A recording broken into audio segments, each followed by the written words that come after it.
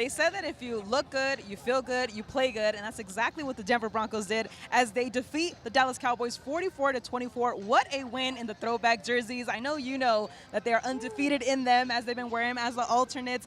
But what do you just take away from this game? The Broncos are 6-2 and still atop the AFC West. That sounds nice. It does sound nice. Well, first of all, I'm not like, my heart is not pounding out of my chest. I'm not sweating. I don't feel like I just ran a marathon. Nice to have a pretty close to a wire-to-wire win, one without a lot of drama. And big picture, the Broncos just ran away with this one. And we heard all week, Elisa, that, hey, this is the battle of the top-ranked Cowboys offense versus one of the best defenses in football. And could the Broncos offense do their part to keep up? And, man, they did way more than that.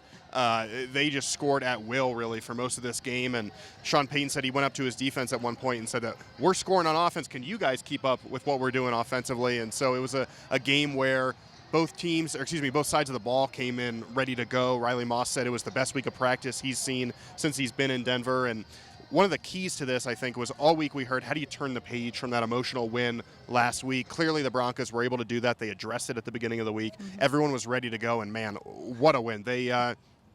It was remarkable. They just ran away with it. Best performance of the year by far. You touched on the defense. They had talked about turnovers for a while now, and they said when they come in bunches. They were able to pick off Dak Prescott 2 times today. Yeah, the defense, man, even without Pat Surtain for a portion of the game, head coach Sean Payton said he was proud of how Riley Moss, Chris Abrams-Drain responded without Surtain in there. But this was a defensive unit that, like we said, was going up against the top-ranked offense. You got Dak Prescott, who coming in 4 consecutive games with 3 touchdowns, no interceptions. It was the second longest streak in NFL history. He ended up with 0 touchdowns, 2 interceptions, and his lowest passer rating of the season. Jake Ferguson, the tight end, who we talked about all week, he didn't have a single catch. They held CeeDee Lamb and George Pickens in check. And like you said, they made plays when it mattered. Jahdae Barron got his first interception. Dondre Tillman added one in the second half. And really, after the first few minutes of this game, Bo Nix throws an interception. He said after the game, that's not how you want to start off, obviously, and Sean Payton mentioned his footwork on that one. But the defense came up with maybe the series of the game came on the first defensive series as they held Dallas to a field goal. Denver goes right back down the field. They've got that big touchdown run from R.J. Harvey, and they never trail again. And then what really impressed me is we've seen some times this year, Lisa, where they haven't been able to put teams away, right? We saw that in Indy against L.A., this week, man, they put them away, lead 27-10 at halftime. It was the most points in the first half in Denver since 2013. It was the most points total they end up with since 2014 at home. So this was a complete performance and really big win. A season high in points with 44 tonight, and a big part of that was due to the rookies. R.J. Harvey having the hat trick, Pat Bryant getting his first touchdown of his young career. What can you say about the performance that they put up? Yeah, well, I think Bo Nix said it well, that we're at the point in the season you kind of stop being rookies. And the Broncos, I think for them to take the next step offensively, they need some of these young playmakers to continue to contribute.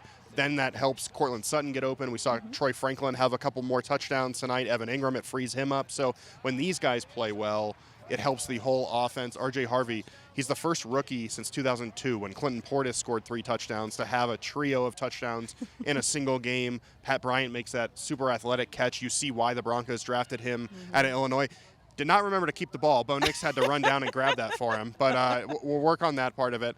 But, yeah, the rookies on offense played well. And then we mentioned before, Jahdae Barron gets his first interception. We know he's grinded and worked toward this moment. So if they can play at that level with the way the rest of the team is playing, I think it means really special things for Denver. I caught up with Pat Bryant after the game, and he said that his mom was here to watch this game, and that ball will be going back home with her. I know that when it comes to this game and how they've been able to extend their home winning streak, how do you take that momentum early on as they go onto the road before coming right back here? Yeah, well, this shows what they're capable of, right? And the last few weeks we've seen their grit, their resilience, their ability to come back from double-digit deficits in the fourth quarter. But we know you can't live that way. You can't do that on a week-to-week basis. And there are times where when you play a team that you've got on the ropes, you've just got to put them away. You've got to show that you're the better team. And I think in all 3 phases today, Denver was clearly the better team. And it shows the potential they can play with and how good they can be. This is a Dallas team that I know is 3-4-1, but you know, they've played some competitive games. They just beat the Commanders by 20-plus points last week. They tied the Packers 40-40 a few weeks ago.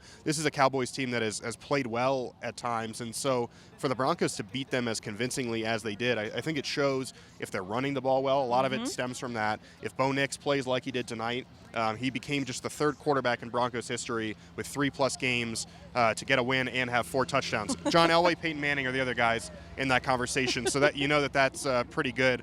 But yeah, when the defense plays like this, with a lead in particular, when Bo plays like this, the running game, the rookies, it shows you what this team can be. And as we really start to get rolling, like you mentioned, 6-2 in first place in the AFC West. Can't stop, though. Got to keep going. Houston got a big win today, and got to be ready for next week. Yeah, they go on the road to face Houston before coming back to face 2 AFC West opponents, and we will be here to get all the action covered just for you, Broncos country. Once again, I'm your host and team reporter, Elisa Hernandez, next to our lead writer on DenverBroncos.com, Aric DiLalla.